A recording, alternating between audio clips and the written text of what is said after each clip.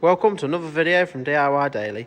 Just put together a full step-by-step guide, just running you through how to fit a new timing belt and water pump on this 2015 Peugeot 308. It's the 1.6 HDI engine, and you can use this same guide for fitting a timing belt on the 1.6 HDI on any of the other Peugeot or Citroen engines as well. Most of the timing belt change will be pretty much the same, just some of the initial strip down might be slightly different, that's all. We'll run you through everything a step at a time.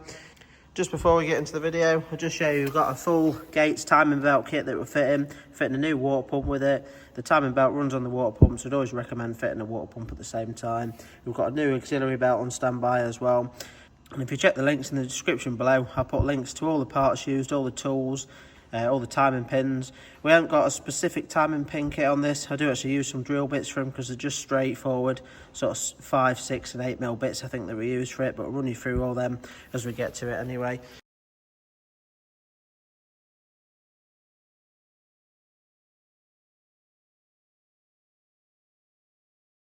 If you haven't already subscribed to the channel, just click on the red subscribe button below to make sure you don't miss out on any future content. We've got quite a few other videos on some Peugeot stuff and loads of timing belt videos on there as well. Now you can see we're using 2-poster ramp. Does make the job a little bit easier, but to be honest, this job's not too bad to do on the floor with a timing belt. At a certain stage, we're going to have to disconnect the engine mount, so you can only work from a certain height anyway. It really isn't too bad to do on the floor at all. All I do if I was doing it on the floor is just jack it up quite high on this driver's side, put an axle stand under it, just to give you a decent bit of access behind the wheel here, that's all. But just to start with, the first thing I'm going to do, I'm just going to send it up in the air, just get the wheel off, just do some of the work from down below, then we'll drop it back down and then show you the rest of it from on top. So we'll just get it up in the air now and get this driver's wheel off.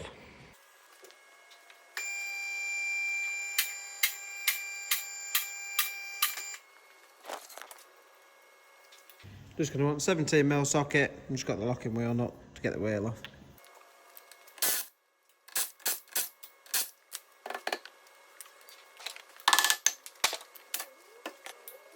Right, so now that we've got the wheel off, the next thing we need to do is just get this arch liner out of the way. Now you can just sort of undo the front section of the arch liner and just tuck it back over this side of the brake disc. I might do that, or if it's not very clear just for the video, I might actually end up taking the whole arch liner out. But they're not too bad to get out. Basically, you've just got a few torque screws around it. You can see we've got one there. This is like a plastic rivet up there with a little screw centre on it. Sometimes you have to just pick the centre out and then you can pop the clip out. Another fixing just at the back there and just down the bottom there as well. There's just a few fixings around the outside of it. It's quite straightforward to get off. And the only thing we are going to do as well, just because we're dropping the coolant down and we're going to need to get the jack underneath the sump, it makes it obviously a lot easier. We're just going to take the under tray off as well. But again, the under tray is quite straightforward. You can just see for the arch liner here as well, we've got a couple of 10mm just holding that on through there as well. But basically, the under tray is just held on with a load of 10mm bolts all the way around the outside. So we'll just get them 2 bits off now and then run you on to the next step. So the bottom one's out. That top one that I thought was a little rivet is actually a little Torx screw there. And just to use a little trim tool just to get the plastic rivets out there, that's all.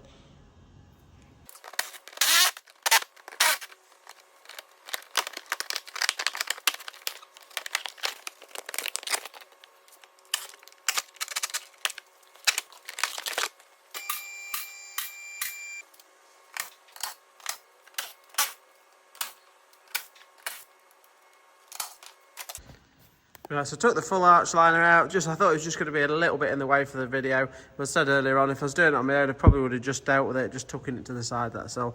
But it was only 3 more little Torx-headed screws to get the whole lot out. So with the under tray off as well, the next thing we're going to do now is just it's got like an auxiliary belt guard on this one. You might find, depending on what model you're doing it on, it might not have this guard, but we're going to get this guard off next. Basically, we've got 3 10mm, 2 10mm and an 8mm. Got 2 10mm here. And it might be a little bit hard to show you, but it's quite easy to access still. But just up over the top there, there's another 8mm as well. And then we'll just take this piece off as well, just to get it out of the way. I think this should just come off just with them 2 10mm. So we'll get all that off and out of the way, and then run you on to the next step.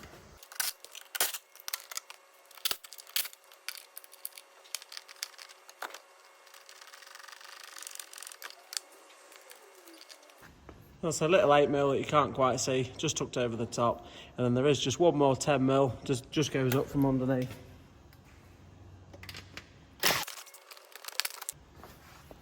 Just the one on the bottom there, it's just a nut, just goes through there to hold it on, that's all. Right, so we can now see the lower section here. We can see the auxiliary belt, the crank pulley. Next thing we need to do is just get the auxiliary belt off. This model's actually got two tensioners on it. It's got one lower one down here, and it's got one slightly higher up just there. But it's easier to take the belt off using the top tensioner. The bottom one doesn't really back off enough to get the belt off very easily. So I'll just drop it down quick just to show you how to get the belt off. Then we'll put it back up in the air just to finish the last few bits off from up in the air, that's all.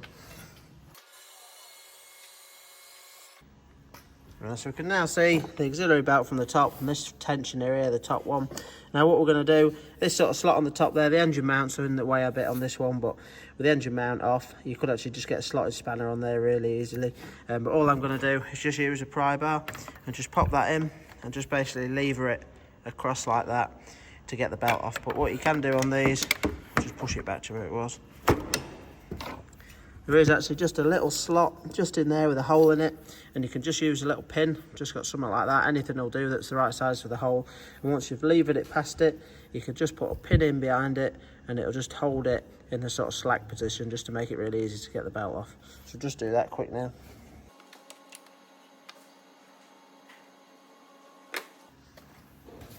So just got that levered off now. You can just see we've just got the pin in there. It just holds the tensioner sort of this way, that's all. Now that that's locked off there, we'll just send it back up in the air and we should be able to get the belt off. We might just need to adjust the other tensioner slightly, just take some pressure off that just to get the belt off, but I'll send it up in the air and we'll show you that anyway.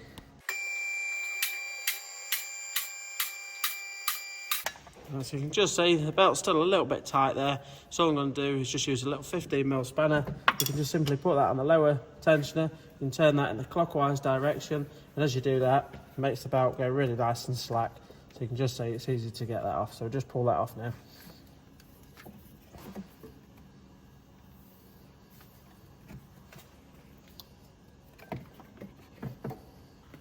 With the auxiliary belt off, this one's not actually a very old belt on this one at all, so the best way to check your auxiliary belt is just turn it inside out. If you just pinch it up, when they're worn, you'll get a lot of little splits and cracks on the inside here. Sort of the most obvious place to check it anyway, but because this is in really good condition, we'll actually reuse it.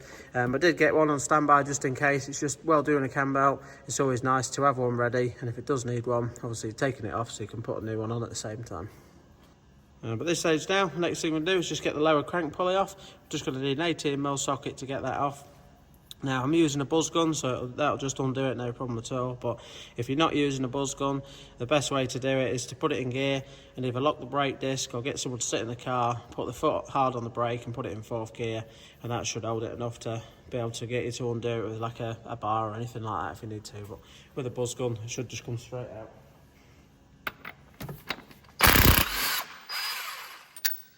And you can just see on this engine, you don't need to worry about just undoing that. They are an engine with a keyway, so it's not floating pulley or anything. But that's the crank pulley off. And obviously just one thing to note, just when you're refitting it, just make sure you do slot the groove over the little lug on there as well when you're refitting it.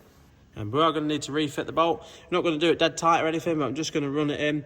It's just we are going to be needing to turn the engine over just to turn it into the timing position and for doing a few checks and stuff, so you do need to put the bolt back in.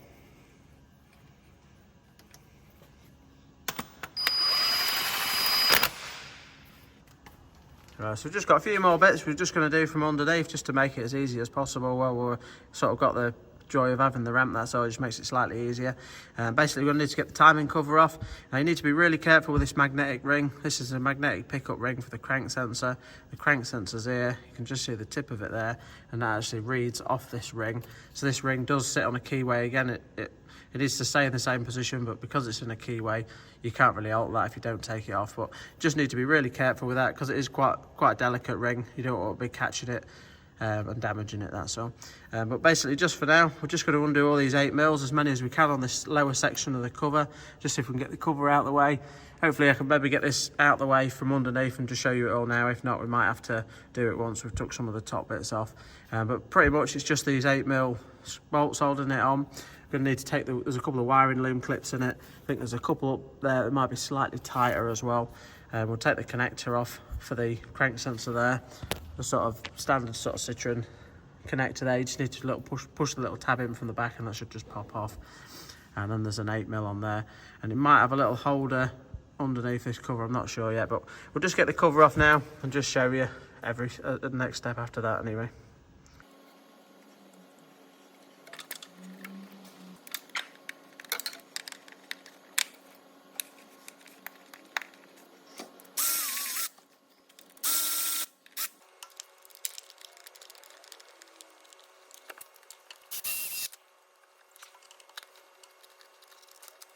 So we've got the cover loose now. I was just hoping to get the cover fully off from down here just to show you, but all I'll have to do is there's one more bolt right up the top. There was a couple of clips up there, but you can just get your hand up, you can just feel them. There's two up there on the side, and you can just pop them off. Sometimes it might be a little bit easier to access from on top, but I'll drop it back down now just to show you just to get the last bolt out, and we should be able to get the cover off. Now, if you're doing the cam belt for the first time and the cover hasn't been off, this one I could tell hasn't been off before, they do get quite a little bite with it. It's like a little rubber bit behind the back there, and it just seems to grab to the back, so you might just find that you just need to just gently pry it away, that's all. But the next thing we are going to do is just undo the crank sensor bolt there. You can just see the 8mm, and basically that just tucks underneath the back there and just sits against. You can just see where the little reader sits against this little magnetic ring there. Also, I forgot to say as well, but there's a little casing bolt there which does just sit behind the tensioner, so I did actually have to take that pin out and just move the tensioner a little bit just to work the casing around it, that's all. It just slightly gets in the way of one of the 7mm bolts.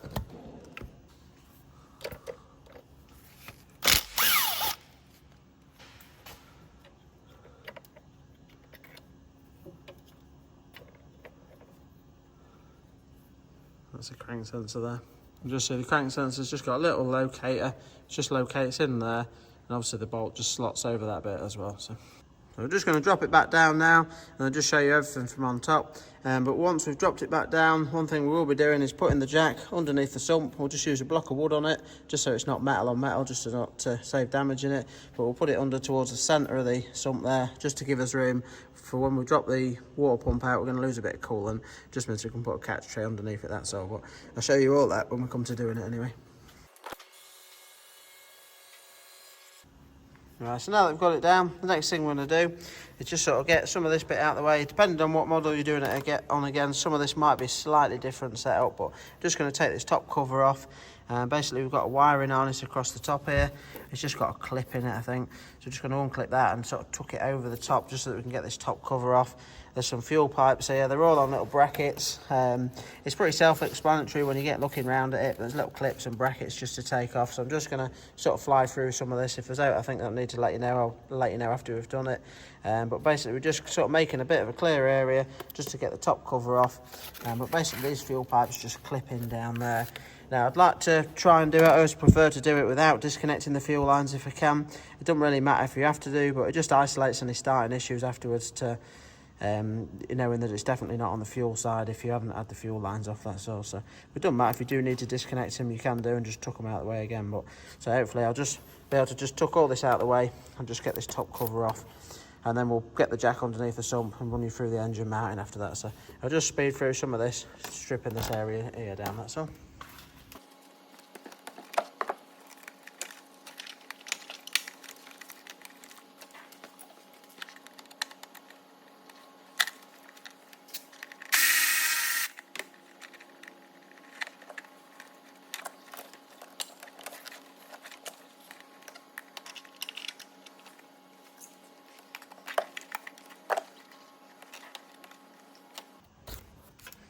So you can just see with the fuel lines there, all I really had to do is disconnect that one, and you can just tuck them round to the back. If they keep springing in the way a little bit, you can just sort of cable tie them out of the way. I'll just secure them out of the way if you need to.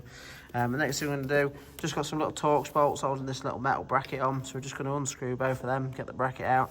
And this clip, I think we can leave it on the cover, but if you can't, you can just flick it off at the back there, and it just simply slides out. And just unclip this wiring loom. At the minute, I've pulled it forward over the front here, but once I've got the cover off, I think normally you can just tuck them up over the back, just sort of hold it out of the way rather than it being in the front. But it don't really matter, as long as you can work around it, it's okay. So.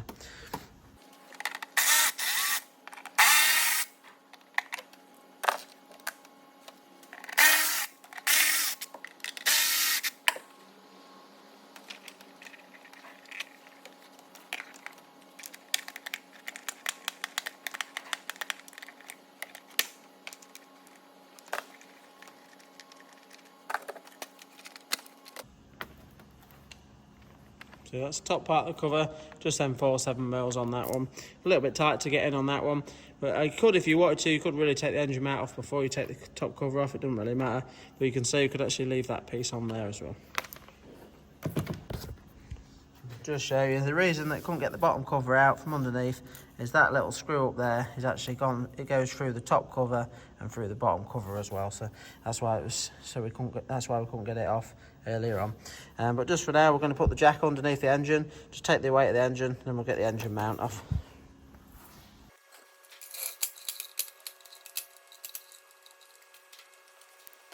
Right, so I've just put the jack underneath the engine there, just with a block of wood, just underneath the sump there. You can see it's quite central. And all I've done is just give it a few really light pumps. All you're looking to do is just take the weight of the engine just to lift it off the mount. You don't want to be doing it too hard, just so that when you undo the engine mount, the engine doesn't just drop sharply, that's all. But now that we've done that, so the weight's supported, next thing we can do is start taking all these engine mounting bolts off. And just see we've got a load of Torx bolts across the top there, another one on there, got sort of one through there. I think there's a few just holding this little mounting on. But we'll get that piece off first, and then there's another piece that sort of the bolts go in towards the engine block we need to get out after that. I'm just going to be running a Torx 50 socket for most of them bigger bolts.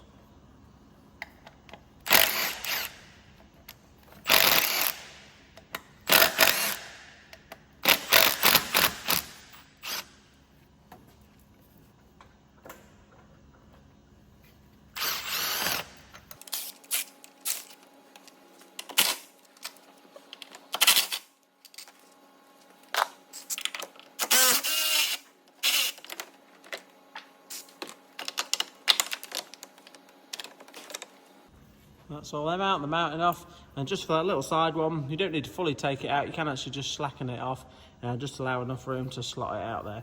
But that one, you want a Torx 40 socket for that one. Just put that on the little ratchet there.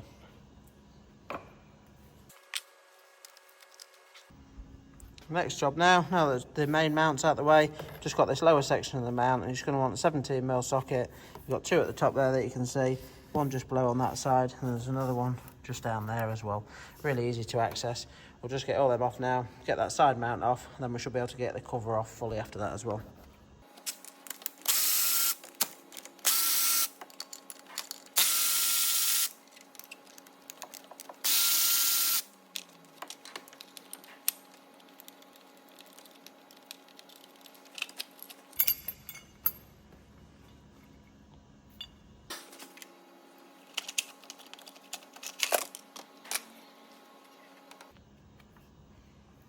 So that's the cover fully out of the way now.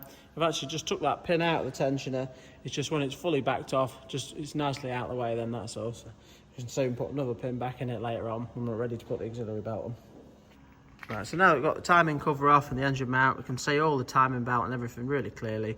I'll just run you through where the actual timing marks are quickly, and then we'll turn it over into the timing position and just lock everything off nicely where it should be. But just in this position now where it's just happened to be where it is, that's all. I'll just show you where the actual holes are and where they should line up with. So basically this is the locating hole there where the pin's going to go through on the camshaft pulley, and you can just see around the back there.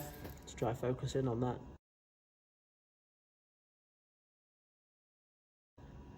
Little locating hole there, so once we've got it round, that'll line up with that. On the fuel pump, there's a little hole just there, which I think a 6mm drill bit goes in there, and it's just a little cut out behind the pump there. Again, it'll be a little bit clearer once it's actually in the position. And if we come down to the crankshaft, you can now see this magnetic ring a bit clearer as well. A little hole in there. It's going to use a 5mm drill bit on this one. It just lines up with a little locating hole just at the back there. A little bit tricky to see it on the camera, but it'll be a bit clearer once we've actually got it in the position, that's all. But as I said earlier on, you need to be a bit careful with this ring. Basically, once you've got it in line, put your 5mm bit through it anyway, but you won't be tweaking that too much, so it won't really, you know, as long as you're careful, you won't damage that ring anyway. Now, there is a locking pin for the flywheel that you can get on these engines. I never use one, I always do it like this and do it with a buzz gun. But if you do lock it off, it is probably a little bit easier if you're not using a buzz gun and you need to use a bar to undo it, or if you're torquing it up as well. But yeah, what I'll do now is just turn it over into the position, and then we'll show you where it all lines up and pin it up. But just one thing to be aware of, you get 2 rotations of the crankshaft to 1 of the camshaft. So if you do line this up with a hole there, you could find that your camshaft will actually be 180 degrees out. If that's the case, do another full lap of the crankshaft to line that back up, then you find that your camshaft will be lined up after that. But I always find it easier. Basically, I put the 18mm socket on there, nice long extension, so it can come outside the wheel arch. I'll turn it over, and I'll basically watch the camshaft to line the camshaft up first, because if the camshaft's lined up, the crankshaft should always be lined up, as long as the timing's okay and it's not slightly out anyway. If you do find that the timing's out by a tooth, obviously that'll need adjusting, but you should find, as long as it's running okay, your timing should be okay. But yeah, just for now, I'll just put that socket on the crankshaft and we'll spin it over. Also as well, you always really want to be turning an engine in the direction that it normally turns over. So we're turning this in the clockwise direction.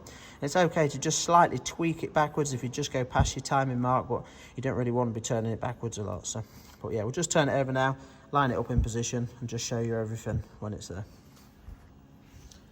I'll show you, you've got the nice long extension there. Simply just reach straight through onto that. Well, I'm sort of stood up here, just watching the camshaft.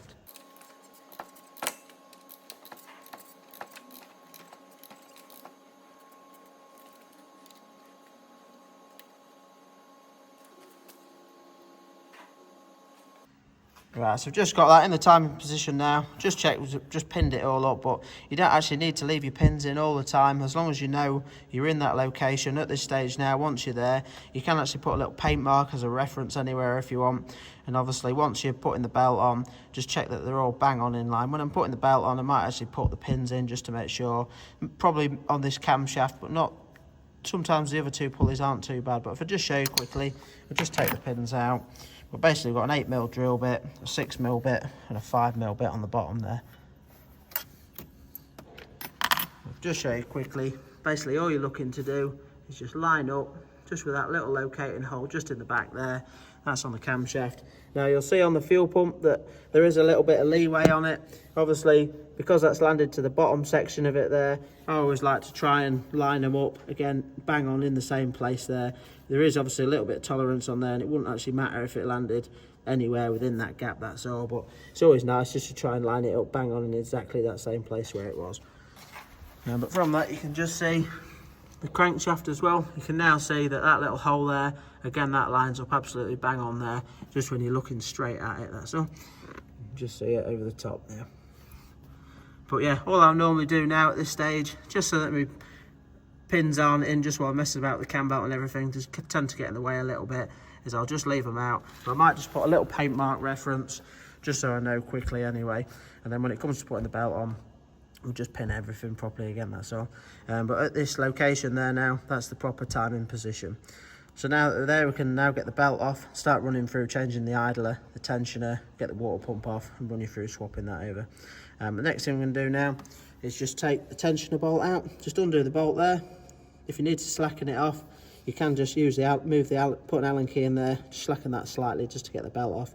But we can undo that, we'll get the tensioner out, we'll undo this nut there to get the idler off, and then once we've got that off, we'll run you through the water pump.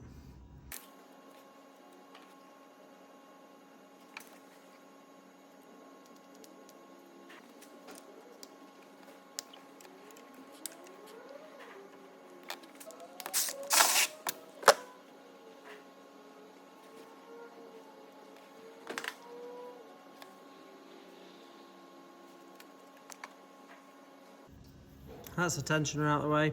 Now there is a little locating slot where that runs over, but I'll just show you, just to hold that back piece in the right position. But I'll show you that in a minute once we've got everything out of the way.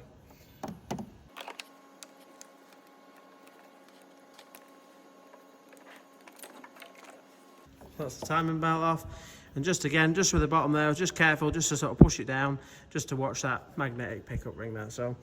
But yeah, timing belt off. It's hard to say how sort of worn it is really. Again, with the timing belts, you can sort of pinch them up from the outside to see if they're sort of split in there a little bit. This one doesn't look too bad. It is being replaced slightly early on mileage and time. Yeah, what had it done anyway, so get that out of the way. I'll just try and show you quickly, but just while the tension's in my hand, obviously there's the main bolt over it, but the actual lug that it locates over, just for when you're fitting the new one really, just to be aware of, it's just this little lug, just there, that's all. You can just see that section of it, just sort of slides over it, that's all, and that's what just holds it in position as you bolt it up. But again, we'll run you through all that when we're refitting the new one anyway. 17mm socket for the idler wheel.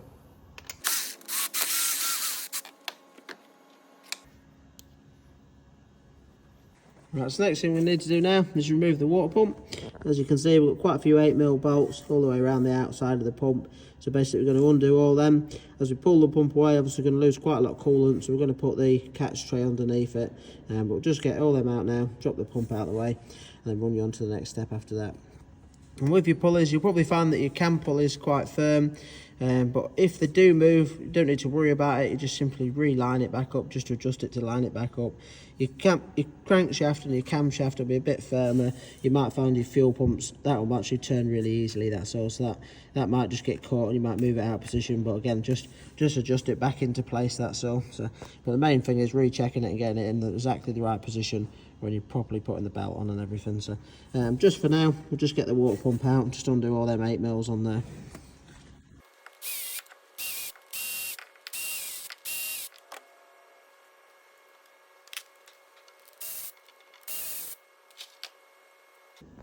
Right, so we've got all the bolts out now.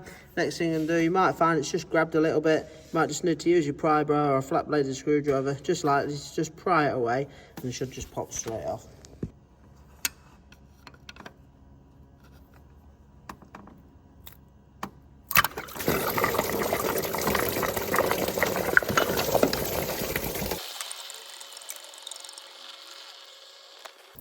So the water pump's off now. It's just dropped all the coolant out there. You can just see we've got a bit of residue left from the gasket there. Next thing, we're going to just clean that off. Just want a flat bladed razor blade and just run it along it, just gently, just sort of not digging in and scraping it. Just want to use it just nicely and smoothly along it, just to take off the residue. Maybe use a little bit of emery cloth just to clean that up. But you can see the bulk of the gasket has actually come off with the pump there. So we'll just get that cleaned up now, and then we'll run you on to fitting the pump and re-torquing and just torquing the bolts on there as well.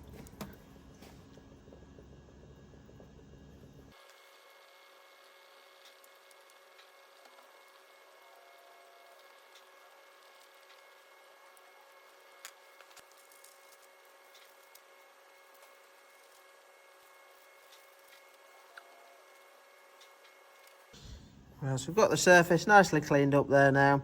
Just a bit of a scrape with that razor blade and a bit of a clean up with some emery cloth and then a final wipe with a rag. Just got it nice and clean, just to make sure you've got a nice surface for your gasket to butt up against. You always really need to replace the gasket with a water pump because they're a metal crush style gasket, you can't really reuse them. But it only fits one way. But if you're just looking, some of the bolt holes, they've got these little triangles, which just makes it a little bit easier for fitting. All that's for is you can just simply put your bolt in just on them ones and you can just wind it through a few threads just to hold the gasket. As you're putting it in, you can just locate it nicely and then you don't have to worry about jiggling the gasket around, that's all. Now all the bolts are the same size for this,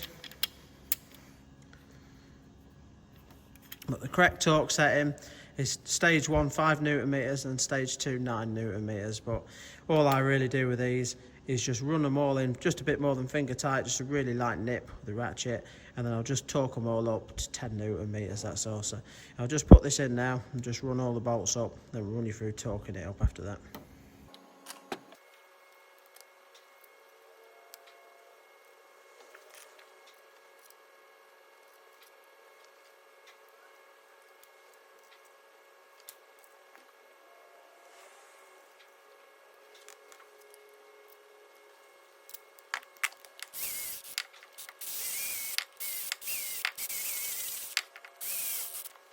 Right, so you could just see I just wound all the bolts in there with the battery ratchet. Now, because I was quite confident with the battery ratchet and I use one quite a lot, but you do need to be quite careful. If you don't use one a lot, it's quite easy to over nip them to start with it. But I did just really lightly run them in. But if you're a little bit unsure, and again, before using the battery ratchet, I always just started the threads by hand as well. But if you're a bit unsure, just wind them in by hand. Or just with a ratchet, just really lightly nip it, that's all. But now that's done, the final stage of the torque setting, so it's 9 Newton meters, so just run round them all like that.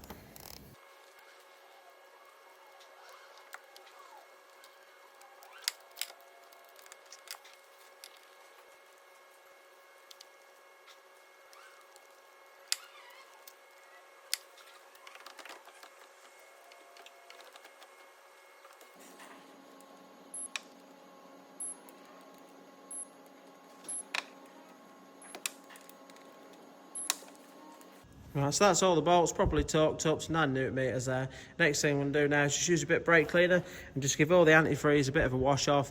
It's just obviously antifreeze is a lubricant, you don't really want it anywhere where the cam belt's going to be on that. So if you just give it a wash off as well, it just makes it nice and easy when you're running it up at the end, just to make sure when you're checking for any leaks, to make sure if you've washed it all off well, it's easy to check for a coolant leak at the end, that's all. So it's always good practice to wash it down.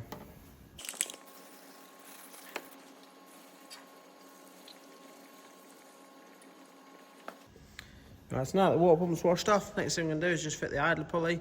With the idler pulley, the two sides are loose, so you might find that it usually comes cable tied together in the packaging. But we're just going to slide that over, and the torque setting for the nut for the idler is 37 Newton meters.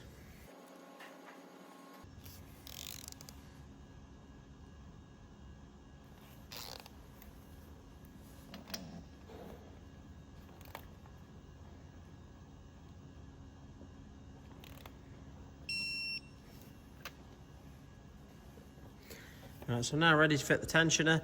And with the tensioner, basically we're just going to slide it over. That lug that I was showing you earlier needs to slide over there. And we're just going to put the bolt in, but we're only going to put the bolt in lightly. It needs to leave a bit of free play in the actual tensioner. You don't want to be nipping it up until we're actually set it. We're going to adjust it and set it in the actual proper position. And then once it's there, we'll then nip it up. But if you just look at your tensioner, you should see it's got a little arrow on it just to show you the direction to tension it. We'll be using a little Allen key in there. As we tension it, we'll tension it in the direction that the arrows show in there. And while the tensioner's off, I'll try and get the camera mounted as best as I can while doing it. But leave this pin in until you've got the belt on. Once the belt's on, so this bolt will still be a little bit loose, then we'll pull the pin out and then we're ready to tension it. But when we tension it, we'll be moving, so this piece there with the Allen key, and basically what we're looking to do, this little lug there, we'll be looking to line this up right in the centre of this little cutout there. But again, we'll try and get the cameras mounted as best as possible when we're tensioning the belt up there. So.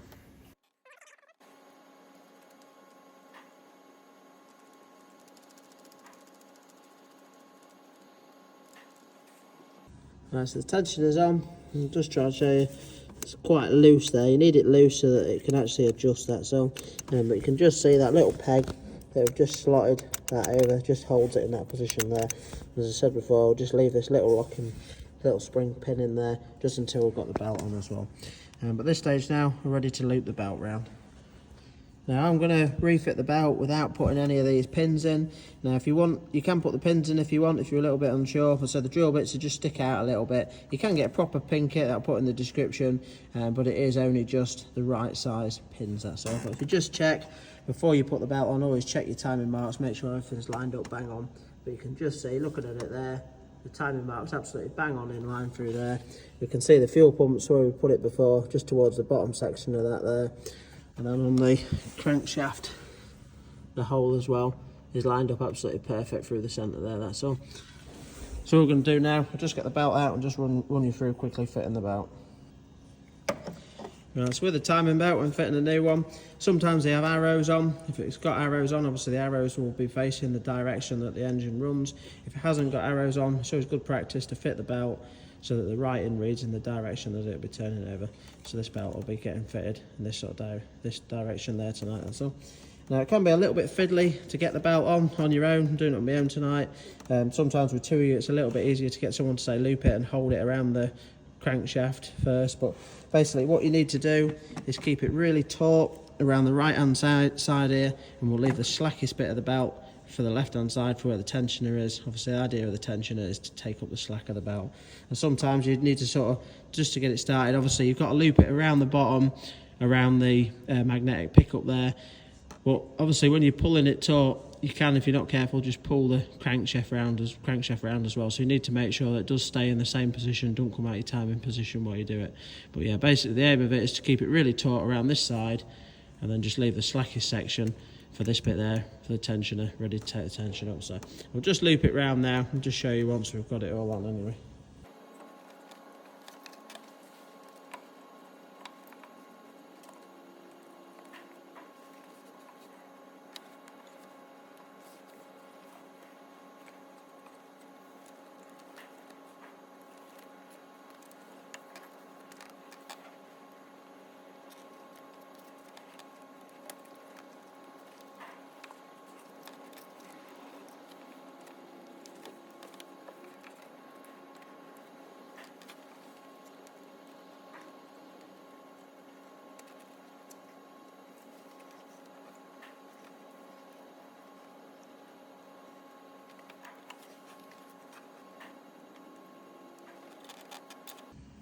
So that's the belt looped round nicely.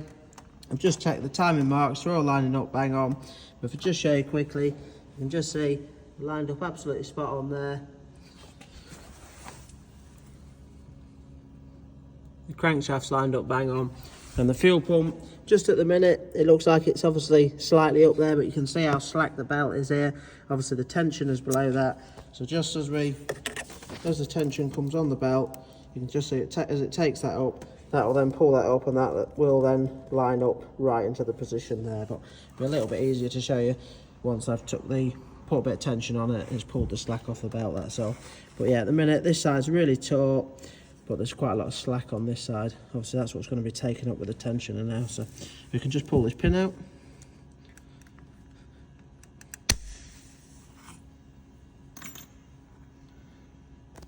Well, that's just put an initial bit of tension on the belt, but then we're going to be putting the Allen key in there, and that'll take up the final bit, and we'll just line up, just look at the lug down the back there. You can just see we're quite a bit off it at the minute. That'll basically turn around and line up in the centre of there. As we do that, it'll then put quite a bit of tension and take up this final bit of slack in the belt there. So the main thing you need to be really crucial about is making sure that your timing marks are still lined up bang on in line. But just for now, I'll just get an Allen key out and we'll just run you through tensioning it up. Right, so it's a 6mm Allen key that you need just to put in the tensioner there. Just set that up ready. You can see the lugs, you can see it now sat over there quite nicely. But basically I'm doing this on my own tonight. It's going to be a little bit tricky to film all this. I like to put the camera, see if I can mount it up as best as I can. But basically you need to lever this down and just watch the little lug, wait for it to line up. Once it's in line, you need to hold it there while nipping the 13mm up on the tensioner there. Now the torque setting's 30 Newton meters. I'm just going to use a spanner just to give it an initial nip, just to hold it enough so that I can then release the Allen key and torque it up properly. But I'll just see if I can mount the camera up just to show you me moving it and then just nipping it up in place, that's all.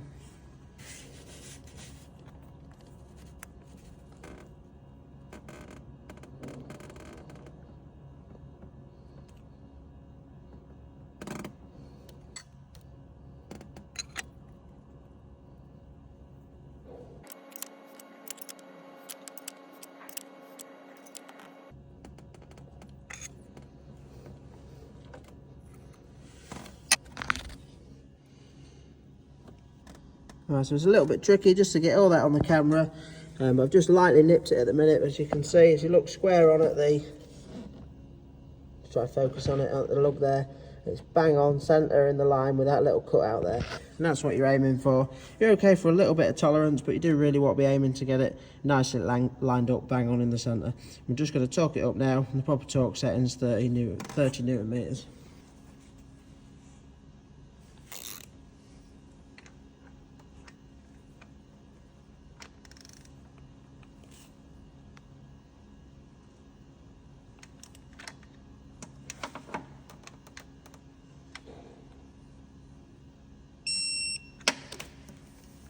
So just torque that up to 30 Newton meters.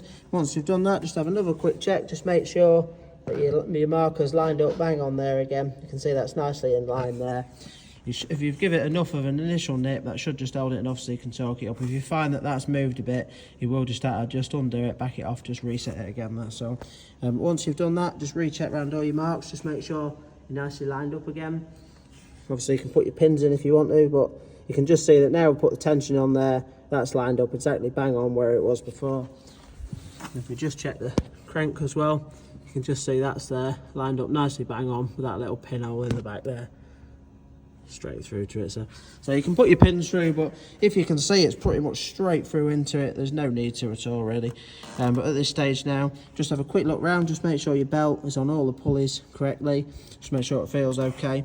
But one crucial step you should always really do with the timing belt, you don't have to do this. I mean, at this stage now you could just put it back together, but it's good practice to do it really. You always really want to do a full lap or two of the engine and just recheck it and make sure that everything lines up bang on. As long as it does, you know that there's no valve contact, you just double check that everything's absolutely bang on, and you know you're good to go and get rebuilding it. So all we're going to do is just do 2 full laps of the crankshaft, which will obviously be one of the camshaft. Basically I'm just going to watch this paint mark that I've put on there. Well, I turn it around, just do 1 full lap, and then I'll just double check and make sure that everything's lining up bang on. So just do that quick now.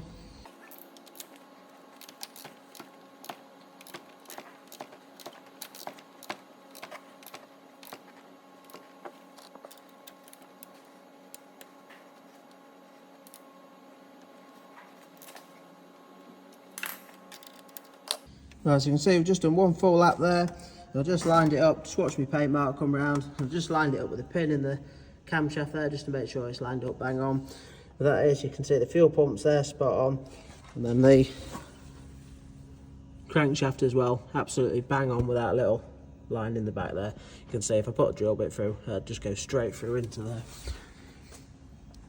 Now, with the, don't worry too much at this stage with your tensioner. You might find you don't need to look at that now. As long as it's tensioned properly in the first place and it's lined up bang on in the centre there, when the engine does turn over, you will find that that little guide moves. That's quite normal, so you don't need to worry about that. But at this stage now, the timing belt's all done. Obviously the water pump's on, everything's all torqued up properly.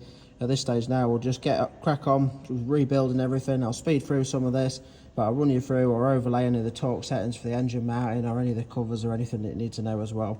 And then we'll just run you through at the end of the video, just bleeding the cooling system as well. Now at this stage, because the water pump's all sealed up now, you can just top your coolant up as well, and just while you're rebuilding everything, it just gives it a chance to sort of run through and just try and get some of the air out of the system while you're putting everything back together. It might just save a little bit of time at the end of the video as well. So, but yeah, we'll just fly through, put it back together and just run you through anything that you might need to know on the way as well.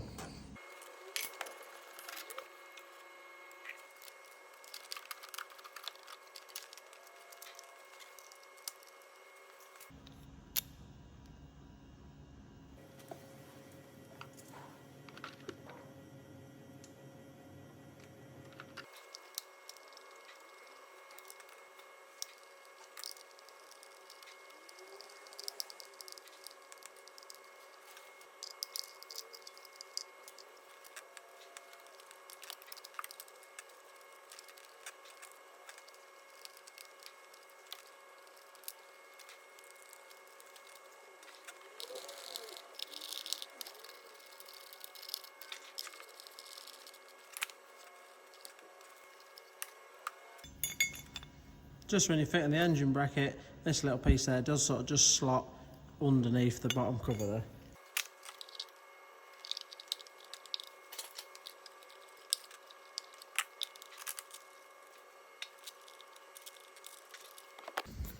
And just see there, the mount's sort of fitted, slotted in underneath, and there's just a little piece there that does slot in behind the cover as well. Sort of tried it that way around this time, whereas before obviously I took the covers off before getting that off. But it doesn't really matter which way you do it. It's a little bit fiddly just to get it in like that. You could have obviously put the bottom one on, then put the mount on, then put the top on. Might have been a little bit better of a better order to do it, that's all. But I'm just going to run these 17 mils up now, and I'll overlay the torque setting for all the engine mount bolts as well.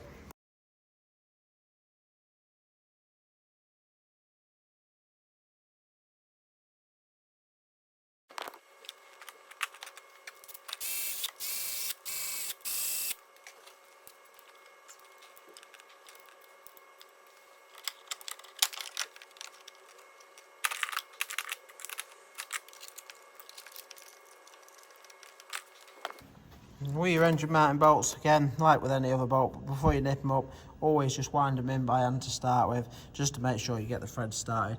Because it's alley mountings, it's quite easy to damage the threads on them if you're not careful. I've just located that side in. Obviously, to get the mount here, just going to need to move the engine slightly. Obviously, you can just rock it backwards and forwards, and we can just use the jack just to pump it up lightly. But there is some little locators. You can just see there's a little dowel there, which is obviously going to have to line up to slot into there. Just make sure you've got your dowels located into place before you put your bolts in and nip it up again as well.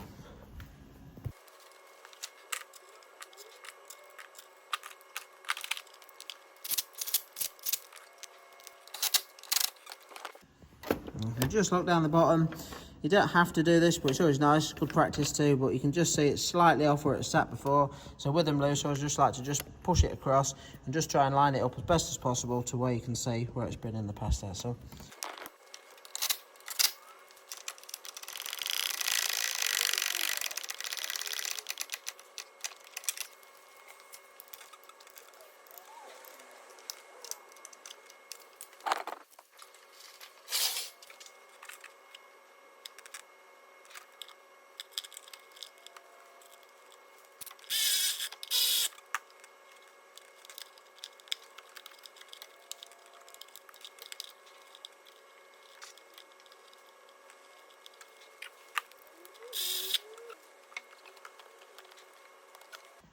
That's everything back together on top now. Now that the engine mounting's on, the jack's out, obviously I can now send it back up in the air. I didn't say earlier on, but before putting the mount on, I did just pull that tension around and just put the locking pin in as well.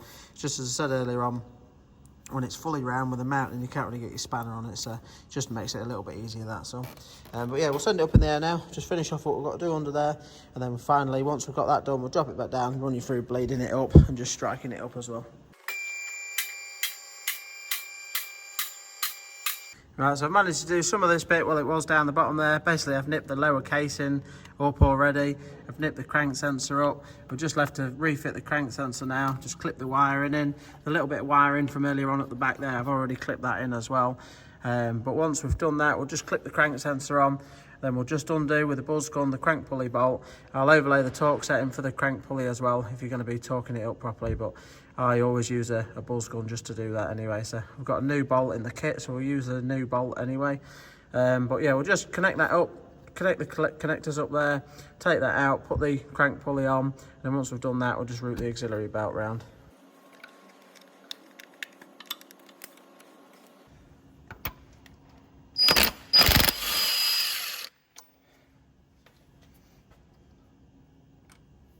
And just as I said earlier on, just make sure you line the little cutout up as well.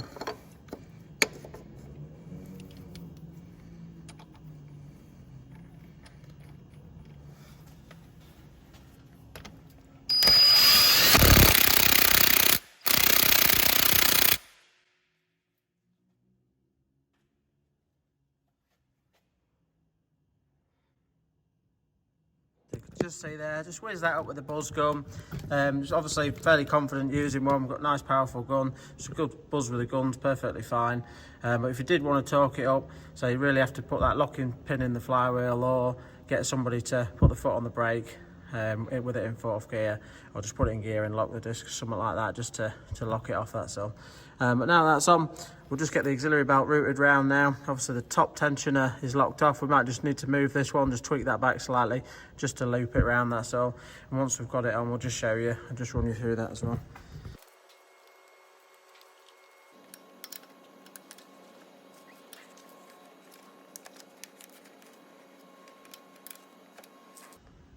Right, so you can just see the auxiliary belt's looped round now. Once you've got it on, just have a good check. Just make sure that your belt's routed correctly on all the pulleys. Make sure it's not riding off a rib or anything like that. Just if you're not careful and you strike it up and it's off a rib, it can obviously shred the belt and bring it off. Or if it's going the other way, sometimes it can go around the back of the pulleys and it can make a bit of a mess if it goes around the back. So obviously at the minute, the top tensioner's still pinned up. I'm just going to drop it back down. Just do the same as I did earlier on with the pry bar. Just gently take the pressure off it just so we can release the pin, and that'll put the tension on it from the second tensioner there. But at this stage now, I'm just, obviously there's a few more covers to put back on. I'm just going to drop it down now. It's just when doing a cam belt and obviously the water pump's been changed, it's always nice at this stage just to run it up quick, try and bleed it and just leave it running just to make sure it's not leaking while you put everything else back together. Obviously it just gives me a chance once I've struck it up just to quickly check the belt, make sure it's okay when you can see it nice and clearly. And then once I'm happy it's okay, I can put all these covers on and everything. So we'll just drop it back down now, take that tension off, and then just run you through striking it up and bleeding the cooling system.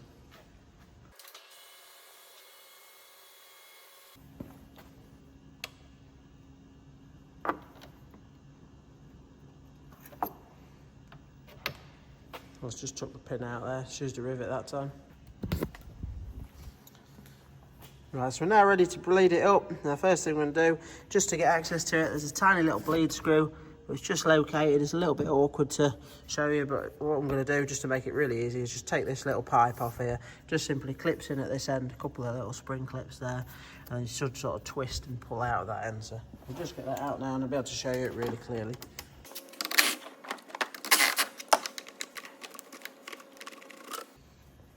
That's it. Just took it off with a 210mm actually, just a little bit easier. Sometimes they're a bit tight to get off them clips. But with that out of the way now, we've just come onto the thermostat housing. You can just see we've got this little cap there, just looks like a little tyre valve. But if you do need to be careful with these, you just want to be really careful not to lose it. It's just, I've seen people in the past actually replace them if they've lost them. Put them on with actually just replace them with a normal tyre cap, which doesn't actually have a seal in it. This should have a little seal in it, but if you just take that off now, basically air will come out, and just keep watching it until the neat coolant keeps coming out and there's no air, then you can put the cap back on. But obviously as you do it, your coolant level will drop down, so you need to make sure you keep topping the coolant up as well. So just have a crack at that now.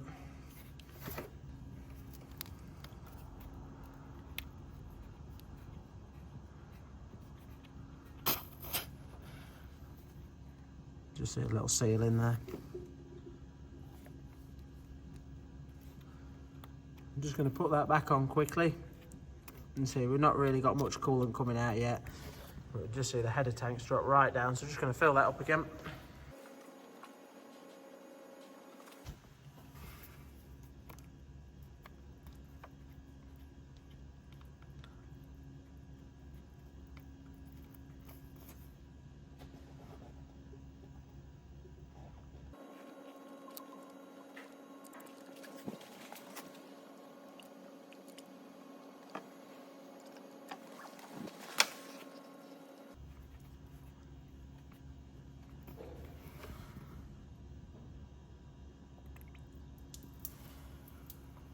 And just see you've got neat coolant coming straight through now, so you can just put your cap on now. Now these caps don't need to be silly tight, just a nip by hand will do nicely. You don't need to be silly tight or anything. And again, once you've done that, it's nice to give it a bit of a wash off with some brake cleaner, and when you're checking at the end, you can just easily check that it's not leaking, that's all. So you can see the header tank level at the minute, just slightly low off the max. I'm just going to set that to the max now. And then basically what we'll do at this stage now, I'll just get this topped up quickly and I'll run you through it, but we'll strike it up, and I will just leave it running as well. I'll put the temperature in the car to full heat and full blow, turn the aircon off, and I'll probably leave it running for about 5 minutes with the cap off as well. And then I'll put the cap on, and then we'll run it fully up to temperature. And then once it's gone cold, just recheck your level and just make sure that it's on the mark again, that's all. I'll just quickly top that up, and we'll just strike it up, make sure it sounds okay.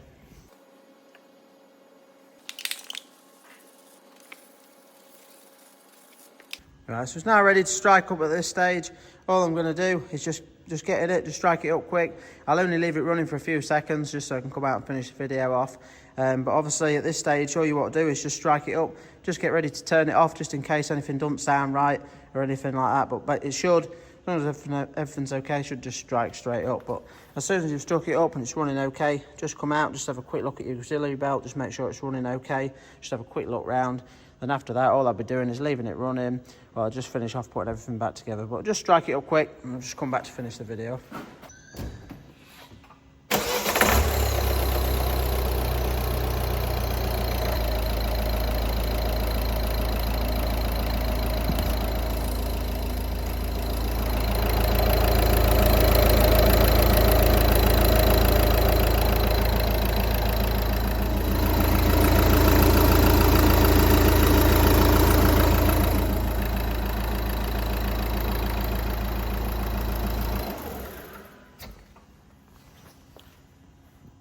Right, so just turn that off there, just to finish the video off. But as you can see, it's struck straight up, everything sounded spot on. Just had a quick look round at the auxiliary belt, just to make sure it's running nice and true. It looked absolutely spot on, so there's no issues there. But yeah, that's the full timing belt change done. Hope it helps someone in the same situation, just having a go at theirs. And don't forget to check out the channel if you're interested in any more videos, or if you're interested in the tools or parts used, just check the description below as well. But yeah, all I'm going to do now, just leave the video recording just while I finish it off. But I'll basically just leave that running, as I said earlier on, just to sort of do the final bleeding. Because these have got bleed screws on them, it's not too bad. That should really be fine at that, but I always like to just run them up just a little bit with the cap off. But the main thing is, once it's gone cool, or check it in the morning, just check your level and then set it right from cold, that's all. So, well yeah, hope the video helped. If it did, give it a quick thumbs up and subscribe to the channel. Thanks for watching, and we'll see you next time.